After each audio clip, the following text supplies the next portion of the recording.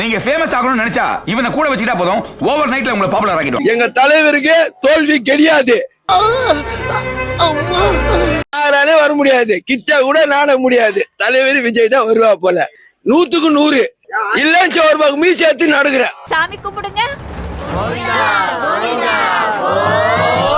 விஜய் தான் வரணும். சும்மா இவனுங்களே மாத்தி மாத்தி ஆடுன்னு இருப்பானுங்க.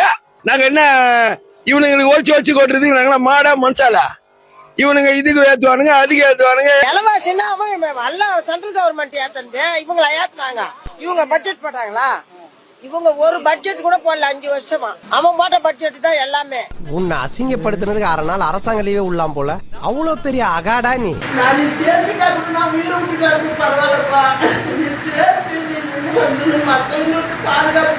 அது எனக்கு பைத்தியம் முடிச்சு போச்சு. நான் லூசு.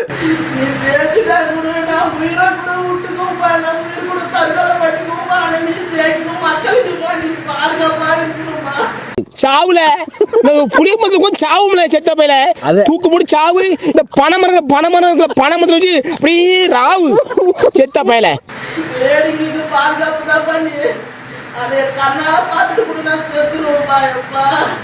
ஏண்டா இந்த ஊரு இன்னமுமா நம்மள நம்பிக்கிட்டு இருக்கு? அது அவனுக்கு வீதி. விஜய் ஜெயிப்பாரு, நான் வேண்டி தோன்ற சரித்திரம் இல்ல. திரு விஜய் அவர் சொல்லணும், ஆதரவு சவால் விடணும். நாங்க தனிச்சு நாங்க 230 நாள் அடிக்கிறோம். 26% இருக்கு. 230 நாள் வேண்டாம், 100 வேண்டாம், 50 வேண்டாம், 30 10 சீட் ஜெயிச்சிரும். அரசியலே பேச மாட்டோம். தாவேகா தனி கூட்டணி வச்சு ரொம்ப வாடுறானே. விஜய் செஞ்ச சத்ரு சம்ஹார யாகத்தை விஜய் மட்டும் செய்யல. விஜய்க்கு முன்னாடியே பெரியார் அவர்கள் வைக்கம் போராட்டம் நடத்தும் போது பெரியாரை எதிர்த்து திருவிதாங்கூர் மன்னர் இதே யாகத்தை செஞ்சாரு. முடிவு என்னவா இருந்தது அப்படின்னா, மன்னர் தான் மண்டைய போட்டாரு. இதுக்கு முன்னால ஒரு அவமானப்பட்டதே இல்லையா? அதுக்கப்புறமா 1993-96 காலகட்டத்துல முன்னாள் முதலமைச்சர் ஜெயலலிதா அம்மையார் அவருடைய நெருங்கிய தோழியான சசிகலாவோட சேர்ந்து அதே யாகத்தை இன்னும் கொஞ்சம் அட்வான்ஸா செய்யறாங்க. மிளகா பொடியெல்லாம் தூவி செஞ்ச அந்த யாகத்தோட முடிவா பர்கூர் தொகுதியில அம்மையார் படுதோல்வி அடைகிறாங்க. அதிமுக அந்த தேர்தல்ல வாஷ் அவுட் ஆகுது. ஆமா சொன்னாக்கல போதிரி பாத்து உன்னால நான் ரொம்ப சாதாரணமா இருக்கேன், ஏதோ தெரியாம பண்ணிட்டேன், மன்னிச்சிரு. இப்போ அதே யாகத்தை தான் தவேக தலைவர் விஜய் அவர்களுமே செஞ்சிருக்காரு விஜய் எதிர்த்து. ஐயோ நான் என்ன பண்ணுவேன் ராதா? So sad. நீ கவலைப்படாத. Whistle whistle whistle whistle. இன்னும் ஒரு நிமிஷத்துல இங்க இருந்து ஓடி போறேன், இல்ல உனக்கு நான் சங்கூதிடுவேன். நான் தன்னந்தனியாளு நீ ஏழ நம்ம பாரு கண்ணாலந்தா பண்ணிக்கின்னு சட்டம் போயும்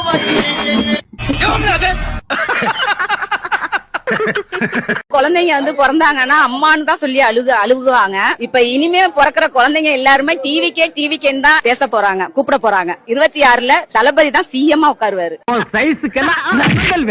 தமிழ்நாட்டுல அறிவில்லாத முட்டாள் கூட்டம் எத்தனை % இருக்குங்கிறத விஜய்க்கு விழுற ஓட்டு சதவீதத்தை வச்சுதான் கடவுள் தீர்மானிக்க போறாரு.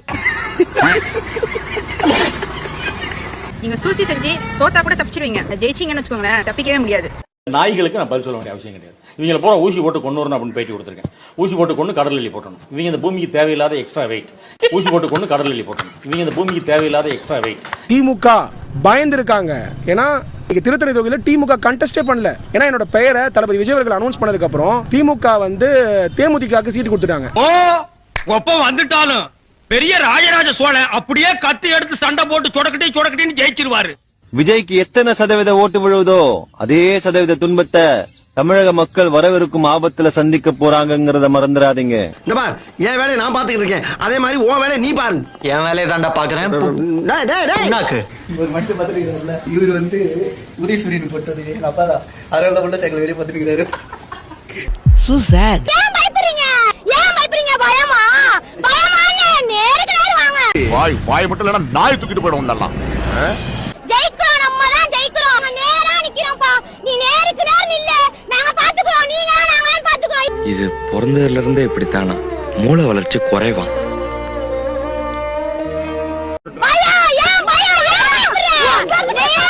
நேருக்கு நேர் நில்ல. எங்களுக்குலாம் ஓட்டு இல்லதான். நக்கல்யா அவனுக்கு. எங்களுக்குலாம் ஓட்டு இல்லதான். ஆனா நாங்க என்ன சொல்லுவோம், எல்லாத்துக்கும் சொல்லுவோம் ஓட்டு போடுன்னு. இது யார் சொன்னா நேரு கொட்டன்னு? எங்க கொட்ட பிரேம பாருங்க. காமெடி கோவம் வரா மாதிரி காமெடி பண்ணாத. ஏன் பயப்படுறீங்க?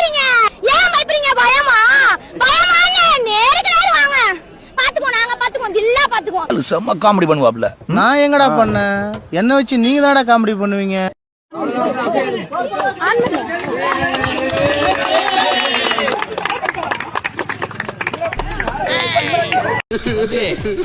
தம்பி நான் சொல்றத கேளப்பா. தம்பி அழுகாத. தம்பி தம்பி அழுகாதீங்க தம்பி. அப்படி அழுதாத தாங்காதப்பா. அப்புறம் நானும் சேர்ந்து அழுதுறப்பா.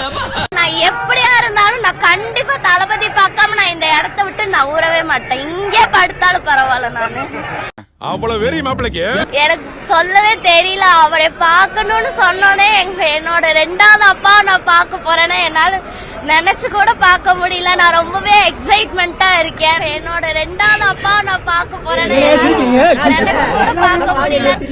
நான் கண்டிப்பா நான் ஓட்டு போடணும்னா டிவி கேக்கு மட்டும்தான், வேற யாருக்குமே கிடையாது. உனக்கு அறிவு இருக்கா? நான் கேக்குறதுக்கு பதில் சொல்லு. இல்ல இல்ல சொல்லு சொல்லு சொல்லு. உனக்கு அறிவு இருக்கா? கிளம்பி வந்தீங்க, எவ்வளவு நேரம் வெயிட் பண்றீங்க? நான் 8:30 மணிக்கு தான் நான் இங்க வந்தேன். நான் 10 மணிக்கு சொல்றேன். தெரிஞ்சா நான் 6 மணிக்கே கன்ஃபார்ம் நான் இங்க வந்து உட்கார்ந்துருவேன். எனக்கு தெரிஞ்சு நான் கொஞ்சம் மென்டல். எந்த நேரத்துல என்ன பண்ணுவேன்னு எனக்கே தெரியாது. தமிழக வெற்றி கழக வருங்கால முதலமைச்சர் எங்கள் தளபதி விஜய் அண்ணா உங்களுக்கு அட்வான்ஸ் வாழ்த்துக்கள். நீ ஒரு ஒன்றிய கவுன்சிலர் ஆக முடியாத புறம்போக்கு. நீ கோழைடா. நீ 1 நம்பர் கோழை. மே 4ஆம் தேதி நம்ம வின் பண்றோம். இந்த பாருங்க, உங்க மனசுக்குள்ள மரண பீதி இருக்கிறது என் கண்ணுக்கு கண்ணாடி மாதிரி அப்படியே தெரியுது. அதே பீதி என்கிட்டே ஹெவியா இருக்கத்தான் செய்யுது. அதை வெளிக்காட்டிக்கலாம நம்ம அரசியல் பண்ணணும். புரியுதா? சரி தலைவர். அதுக்காக தலைவன் எல்லாம் அத்து விட்டு ஓடிடப்படாது. அட்டாக்கு அதிகமாகிறப்ப ஒரு முடிவெடுத்துருவோம். பணம் சம்பாதிக்கணும்னு ஆசைப்படுறவன் பதவியை தேடி போவான். மக்களுக்கு சேவை செய்யணும்னு ஆசைப்படுறவன பதவி தேடி வரும். ஐயோ கடலையே கவுத்துட்டானுங்களே. ஐயோ நீதியை கொண்டுட்டானே அண்ணா. உங்களுக்கெல்லாம் நல்லதாவே வராது. நீங்க நாசமா போயிருவீங்க, நாசமா போயிருவீங்க. இன்னமும் இந்த நியூஸ் சொல்றலாம் நீங்க நம்புறீங்க? நான் சொல்றேன் பாருங்க. பாடு பாடி தொலையும். இங்க பாருங்க, எவ்வளவு 98 to 120 சிங்களா. இத்தனையும் அலைன்ஸே இல்ல, கூட்டணியே இல்ல. ஆனா மூமுதிக 75 வருஷம் கட்சி, எவ்வளவு கூட்டணி கணக்கே இல்ல போல. 20க்கு மேல இருக்கு போல. பானபத்திர ஓனாண்டி என்னிடமா எதிர்த்து பேசுகிறாய். இன்னும் கொஞ்ச நேரத்தில் உன் கண் விழிகள் இரண்டும் பிரிஞ்சு வெளியே தொங்க போகிறான். அதுவும் முதலமைச்சராகிற கனவோட அவர் இருக்காரு. எடுத்த எடுப்புலயே புரட்சி தலைவரே வர முடியல. இவர் வந்துட முடியுமா அப்படின்னு எனக்கு சந்தேகம் இருக்கு. அவர் நடிக்கும் போதே அண்ணாவோட சேர்ந்து மக்கள் பணியாற்றினார். தன்னுடைய சம்பாத்தியத்துல பாதிய மக்களுக்கு செஞ்சார். சத்துக்களை எல்லாம் மக்களுக்கு எழுதி வச்சார். அப்படி வந்ததுனால ஈஸியா நம்பினாங்க எம்ஜிஆர் கொண்டு வந்தார். என்ன பாக்குறீங்க? இவன் ஒரு பிச்சைக்கார பையன். 10 பைசா தான் போட்டான். 10 பைசா தான் போட்டான். பேய்க்கு பேன் பார்த்த பேப்பையில குடும்பமே மூஞ்சில காரி துப்புற அளவுக்கு கொண்டு வந்துட்டேடா. இது ஒரு குழப்படியான இது தம்பி. இந்த தேர்தலில் மட்டும் எவனை கணிக்க சொல்லுங்க பாப்போம். யாராலையுமே கணிக்க முடியாது. முடியாது, கம்ப்யூட்டரே வெடிச்சு போகும். யாராலையும் இந்த தேர்தலை நல்லது நடக்கும். வெற்றி நிச்சயம். பேய் இந்த ஓன ஆள் நடமாட்டமே இல்லாத இடமா பார்த்து அடிச்சு சாப்பிடுங்க. விஜய் நல்லா செய்வார் நாட்டுக்கு. ஏய் வாய முன் ஏந்து போட. எதா அசியமா பேசிட்டு போற. பாட்டியாருக்கிட்ட நல்ல அறிவாளி கிட்ட கேட்கணும். நீ வேற இவனுக்கு துட்டு கொடுத்தாக்கா போறவனுங்க அவனுங்க. அடங்கப்பா, அட பாவி, உலகமே நாறுதேடா. நல்ல ஒழுங்கானவங்க கிட்ட, நல்ல அரசியல்வாதி கிட்ட, இல்ல நல்ல குடும்பம் பண்றவங்க ஆம்பளை பொம்பளை கேட்கணும். இரியாகம்னு 5 வருஷம் என்ன செய்யல ஸ்டாலின்? என்ன செய்யல? நாட்டுக்கு நல்லதுதான் செஞ்சான். என்ன குறை? கரண்ட் போச்சா, தண்ணி போச்சா, இல்ல ஏழை மக்களுக்கு, லேடிஸுக்கு விலைவாசின்னா அவன் எல்லாம் சென்ட்ரல் கவர்மெண்ட் ஏத்தந்து இவங்களை ஏத்துனாங்க. உன்னை அசிங்கப்படுத்துறதுக்கு 6 நாள் அரசாங்க லீவே உள்ளாம் போல. அவ்வளவு பெரிய அகாடா நீ. இவங்க பட்ஜெட் போட்டாங்களா? இவங்க ஒரு பட்ஜெட் கூட போடல 5 வருஷமா. அவன் போட்ட பட்ஜெட் தான் எல்லாமே. கலைஞர் இருந்தா கூட வருஷத்துக்கு ஒரு முறை பட்ஜெட் போடுவாரு. அவங்க என்ன பட்ஜெட் போட்டாங்க சொல்லு? நல்லதுதான் செஞ்சான் அந்த ஆளு. வில்லங்கத்தை விலை கொடுத்து வாங்கி டெக்கரேட் பண்ணி கூட்டி வந்திருக்காங்களே, எவ்வளவு இடைஞ்சல் பண்றாங்க. இப்ப இந்த 5 வருஷம் ஆட்சியில பெண்களுக்கு நிறைய ஏன் பாதுகாப்பு தாங்க ஏங்க இல்லாத போச்சு. பொய்யெல்லாம் ஏங்க எப்பவுமே இருந்துகிட்டாங்குது. அதுக்கு எல்லாமே தான் உடஞ்சி, போலீஸ்காரனே உடஞ்சி. சோத்திரையும் அடி வாங்கியாச்சு, சேத்திரையும் அடி வாங்கி. என்ன ஏய் போ பேசாத. நீ எங்க துட்டு கொடுக்குற எங்க சோறு போடுற அவங்க பேசுவாங்க, நாங்கெல்லாம் அப்படிலாம் பேச மாட்டோம். அதனால மாப்பு இத்தோட அவங்க ரீல் ஸ்டாப். 65, 85 நம்ம அண்ணன் பாத்தீங்கன்னா 16, 26 ஓட்டு போட்டவங்க நாங்களாம் எங்க போயிருப்போம்? நாங்க ஓட்டு போட்டுருக்காங்க, எல்லாம் நீங்களே பாத்துருப்பீங்க, ட்ரெஸ் கோட் பாத்துருப்பீங்க. முருகேசனா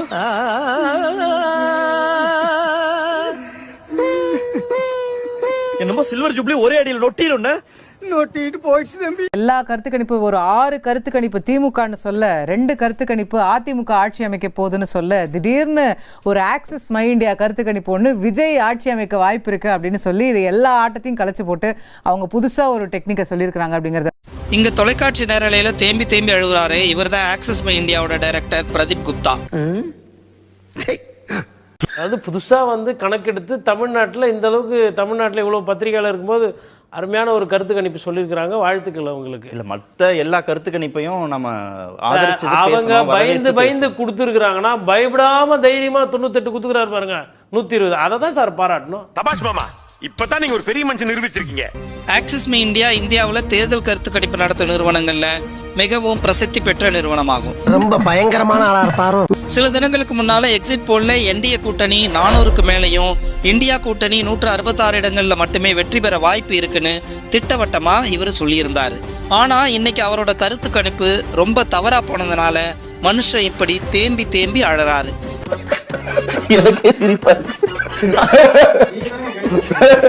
வெளிவராத இன்னொரு சர்வேவும் இருக்குது.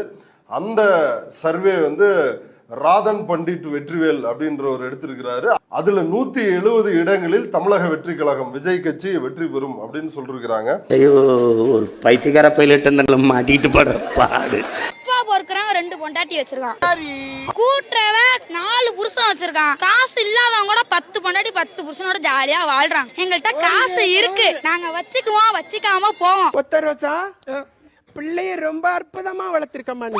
உங்களுக்கு என்ன அரசியல் தானே, ஓட்டு தானே, ஓட்டுக்குள்ள வச்சு நீங்க சமாளிக்கணும். இது சீக்ரெட் மேரேஜ் தான், நம்மளுக்கு ஒண்ணும் இல்ல. அந்த சங்கீதாவுக்கு இப்பதான் நேரமே கிடைச்சிருக்கு. ஸ்டாலின் சங்கீதாவோட கரெக்ட் பண்ணி காசு கொடுத்துருப்பான். எலெக்ஷன் அன்னைக்கு வந்து நீ கரெக்டா டைவர்ஸ் வாங்க வந்துரு, நான் உங்க 2 பேருக்கு டைவர்ஸ் வாங்கி கொடுத்துறேன்னு ஸ்டாலின் தான் சொல்லியிருப்பான். ரொம்ப பயங்கரமான ஆளா இருப்பாரு. நான் விஜய் அண்ணாவை பார்த்துட்டு உணர்ச்சி வாசத்துல என்ன பேசணும்னு எனக்கு தெரியல. நான் பெரியவங்கள அப்படி சொல்லிருக்க கூடாது, சிஎம் சார் அப்படி சொல்லிருக்க கூடாது, சீமான் சார் அப்படி சொல்லிருக்க கூடாது. தூய்மை பணியாளர்களுக்கு மட்டும் ஒண்ணு சொல்லணும். சொல்லுங்க. நான் பொதுவா வந்து சொல்லியிருக்கணும். நான் அவங்கள குறிச்சு சொன்னது என் மேலதான் தப்பு. சொல்ல போனா எங்க பெரியம்மாவும் அந்த வேலை தான் பாக்குறாங்க. எனக்கு வயசுக்கு மீறினவங்கள நான் அப்படி மரியாதை இல்லாம சொல்லிருக்க கூடாது. எல்லாரும் என்ன மன்னிச்சிருங்க. உச்சமே இல்ல. பெண்களுக்கு முன்னுரிமை கொடுத்த ஆட்சி எதுனா அது தமிழக வெற்றி கழகம் மட்டும்தான் நான் சொல்லுவேன். என்னப்பா நீ பைத்தியம், நீ என்ன வேணாலும் பேசலாம், நாங்க அப்படியா? பெண்கள் எல்லாம் வீட்டுல முடங்கி கிடந்தாங்க, ஆனா இப்ப வந்து வெளியே நிச்சிருக்கிறோம் நாங்கெல்லாம். ஏன் எந்த ஆட்சியில எங்களுக்கு பெண்கள் மத்திய ஒன்றிய செயலாளரை எனக்கு பொறுப்பு கொடுத்திருக்காங்க? எந்த அரசியல்ல மத்திய ஒன்றிய செயலாளர் பொறுப்பு எதுல கொடுத்திருக்காங்க? நீங்க வாங்க வாங்க, ஏன் பயப்படுறீங்க? வாங்க. முதல்ல வந்து என்ன அப்படின்னா, பெண்களுக்கு முதல்ல இந்தியாவில் சொத்துரிமை கொடுத்தது கலைஞர் தான். இங்க நிறைய பேர் பேசி இருந்திருக்கலாம், நிறைய பேர் போராட்டம் நடத்தி இருந்திருக்கலாம். ஆனா எல்லாத்தையும் தாண்டி அதை சட்டமாக்குனது கலைஞர் அவர்கள் தான். சோ அவரை தாராளமா யார் கொண்டாடுறாங்களோ இல்லையோ, பெண்கள் நம்ம எல்லாருமே அதை கண்டிப்பா நிறைவேற்றுவோம். 1996 இந்தியால முதல் முறையா உள்ளாட்சி அமைப்புகள்ல பெண்களுக்கு 33% இடஒதுக்கீடு வழங்கினார். இன்னைக்கு சிலர்லாம் நம்ம கிட்ட கேட்டுட்டு இருக்காங்க, இந்த கட்சி வந்து பெண்களுக்கு வாய்ப்பு தரல அப்படின்னு. ஆனா அவங்களுக்கு எல்லாம் நம்ம திருப்பி சொல்லணும், 1996 அதெல்லாம் பண்ணியாச்சுப்பா, உங்க புது கதையெல்லாம் அப்புறம் விட்டுங்க.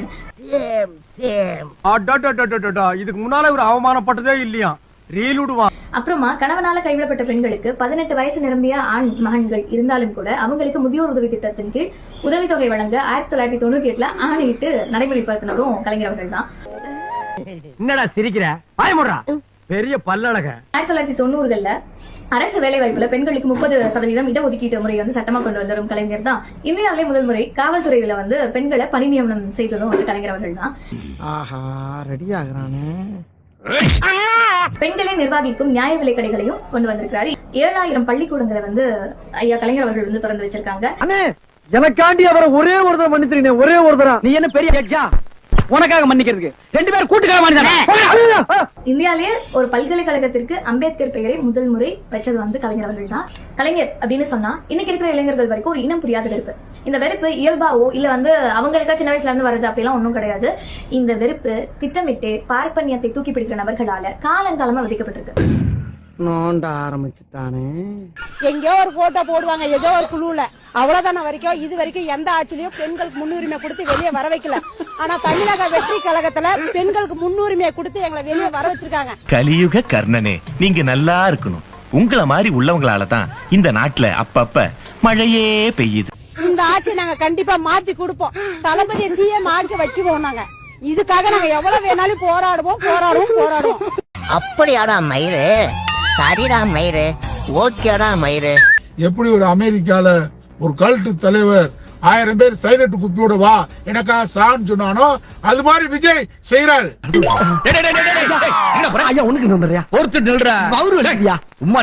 மரண பீதின்றது உண்மையிலேயே குட்டீஸ்களை கவர்ச்சியின் பேரால், சினிமா நடிகர் என்ற கவர்ச்சியின் பேரால் ஒரு ஈர்ப்பு சக்தியை சின்ன குழந்தைகள்கிட்ட அவர் ஏற்படுத்தி வச்சிருக்காரு. பொம்பளை பிள்ளைகிட்ட ஏற்படுத்தி பெண்கள்கிட்ட ஏற்படுத்தி வச்சிருக்காரு. நீங்க ஒரு அசிங்கமான கிராஸா? நம்ம தமிழ்நாட்டில தான் பெண்களுக்கு ஓட்டுரிமை வாங்கி கொடுத்த இயக்கம் திராவிட இயக்க நீதி கட்சி. பெண்களுக்கு சொத்துரிமை வேண்டும் பெரியார் போராடி கலைஞர் சொத்துரிமை கொடுத்த நாடு இந்த நாடு. இந்த நாட்டுல பெண்கள் அதெல்லாம் மறந்துட்டு விஜயான்களுக்காக சாவோம். நாங்களே பிள்ளைகளும் மருந்து ஊத்தி கொண்டுறோம். நாங்களும் மருந்து குடிச்சே செத்துறோம். சாவுல புளிய மக்களுக்கு கொஞ்சம் சாவும்ல செத்த பையில தூக்கு போட்டு சாவு. இல்ல சொல்றேன் கேளு. நேற்று திருச்செந்தூர் போயிருக்காரு, இன்னைக்கு வந்து சீரடி சாய்பாபா போயிருக்காரு. இப்ப நீங்க சொல்லக்கூடிய குற்றச்சாட்டுலாம் அவர் எதுவுமே நினைக்கிற மாதிரி தெரியலையே. அவர் சாதாரணமா அவர் எதை நினைக்கல, 40 பேர் இறந்தவன் நினைக்கலையே. சீரடி சாய்பாபாவுக்கும் போவாரு, திருச்செந்தூருக்கு போயிருக்காரு. இதெல்லாம் RSS உடைய அஜெண்டா. பணமரத்துல வச்சு அப்படியே ராவு செத்த பையில. டிஜிபிடி சொல்றதுக்கு அக்கறையோடு எடுத்துக்கிட்டாரு. அவர் IG ஜெனரலுக்கு உடனடியாக கூப்பிட்டு இத நடவடிக்கை எடுங்கன்னு சொல்லியிருக்கிறாரு. சமூக வலைதளங்களில் உடனே நடவடிக்கை எடுங்க. இந்த மாதிரி பெண்கள் ஆபாசமா பேசுறாங்க, அசிங்கமா பேசுறாங்க, தமிழ் பண்பாட்டுக்கு விரோதமா பேசுறாங்க, அதை தடை செய்யுங்கன்னு சொல்லி கொடுத்துருக்கேன். அக்கறையோட டிஜிபி எடுத்திருக்கிறாரு. என்னடா ரொம்ப பயமுறுத்துறீங்க. நடிகர் விஜயை கைது செய்யுங்க. அவங்கள கூப்பிட்டு உடனடியாக சமூக வலைதளத்தில் பரவக்கூடிய இந்த ஆபாசமான கலாச்சாரத்தை தடை செய்யணும். இந்த குழந்தைகளுக்கெல்லாம் மனநல மருத்துவர்கள் உடனடியாக வீடுகளுக்கு சென்று மருத்துவ சிகிச்சை கொடுக்கணும். நீ பற்று வைத்த நெருப்பொன்று பற்றி எறிய உன்னை கேட்கும். 10 கட்டளைகள். என்னையன்றி உனக்கு வேறே தேவர்கள் உண்டாயிருக்க வேண்டாம். உன் தகப்பனையும் உன் தாயையும் கனம் பண்ணுவாயாக. கொலை செய்யாதிருப்பாயாக. விபச்சாரம் செய்யாதிருப்பாயாக. கரூர் விஷயத்துல ஏன் மேல பழி தூக்கி போட்டீங்க? உங்களுக்கு மனசாட்சின்னு ஒண்ணு இருந்தா அப்படி பேசிருப்பீங்களா? பிறனுக்கு விரோதமாக பொய்ச்சாட்சி சொல்லாதிருப்பாயாக. இந்த வீடியோ உங்களுக்கு பிடிச்சிருந்தா கண்டிப்பா லைக் பண்ண மறக்காதீங்க. அப்படியே உங்க நண்பர்களுக்கும் ஷேர் பண்ணுங்க. நீங்க பண்ற ஒவ்வொரு லைக்கும் தான் இந்த வீடியோவை மற்ற நண்பர்களுக்கும் கொண்டு போய் சேர்க்கும். மறக்காம சப்ஸ்கிரைப் பண்ணுங்க. உங்க கருத்துக்களையும் கமெண்ட் பாக்ஸ்ல பதிவு பண்ணுங்க.